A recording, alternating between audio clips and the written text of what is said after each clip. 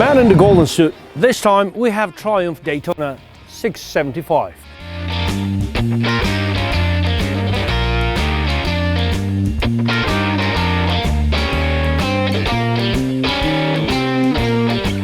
Now, this bike is the culmination of Triumph to create a light sports bike. First, they started to try this with TT600, which was a 4-cylinder, which wasn't going that good.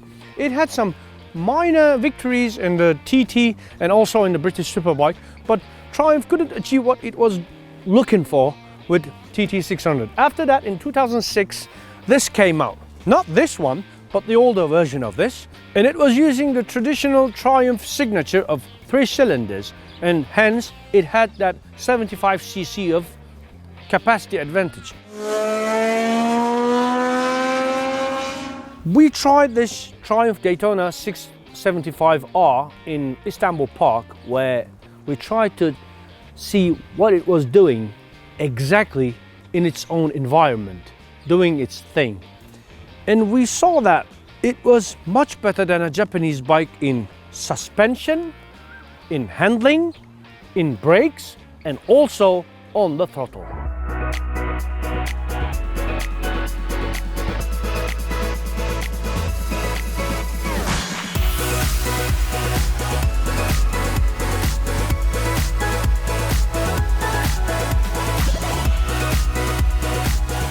Now, let's see what this Daytona has.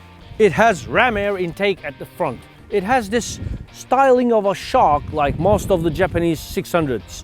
It is lightweight. It is about 189 kilograms with the ABS.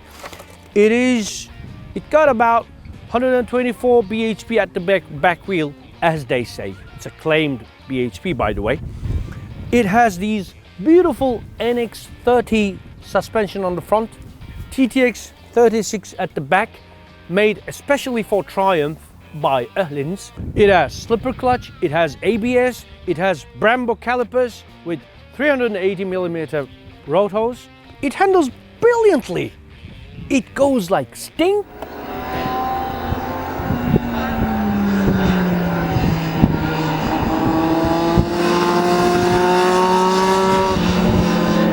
And when we brake, we can feel that the blood is rushing to our brain, to our eyes. Now, we cannot get these feelings from an ordinary Japanese 600. That's for sure. I mean, look at the size of these things. Monoblock Brembo. Look at these beautiful front suspension. Even if you go on a bumpy road or on the track, we didn't touch the adjustment any at all. And it was like handling like hell.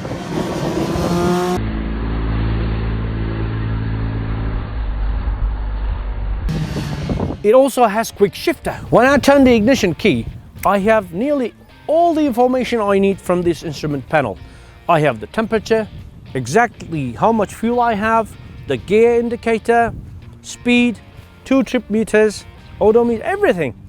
Only downside is, if you're a bit fat, and when you try to put your ass on the seat and keep the bike with your legs, with your knees, then it might be a bit difficult because it's a tiny bike and it's really thin, it's really slim.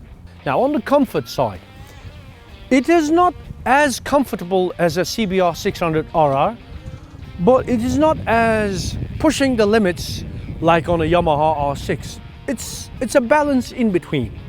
So not as sporty as R6, but not as comfortable as 600RR, I can say.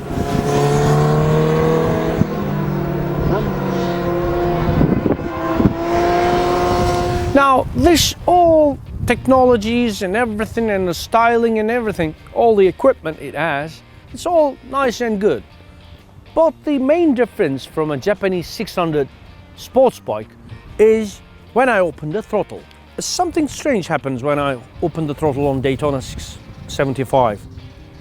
It has this instant response because of its 3-cylinder and high torque characteristic. Now, on a normal, usual 600cc Japanese sports bike, I cannot get that much go from the start.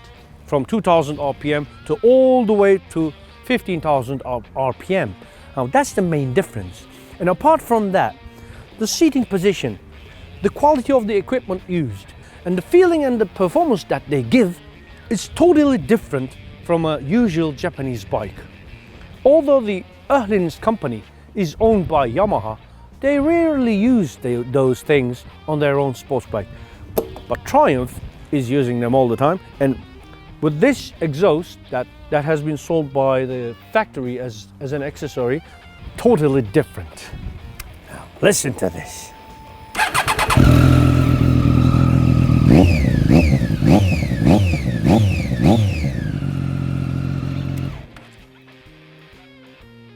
We love this bike. We thoroughly recommend it.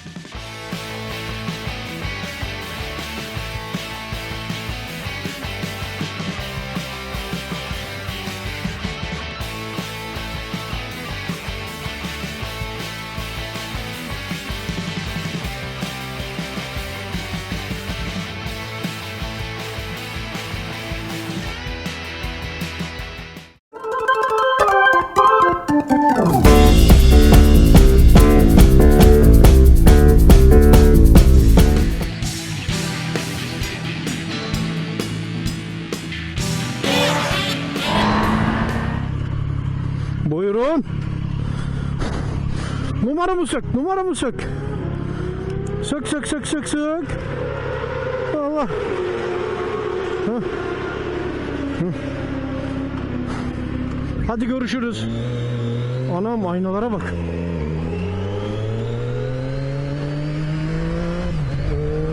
Bu ne ha? Bu başka bir şey. Vites göstergesi de var. Tamam. Kim gidiyor lan bu?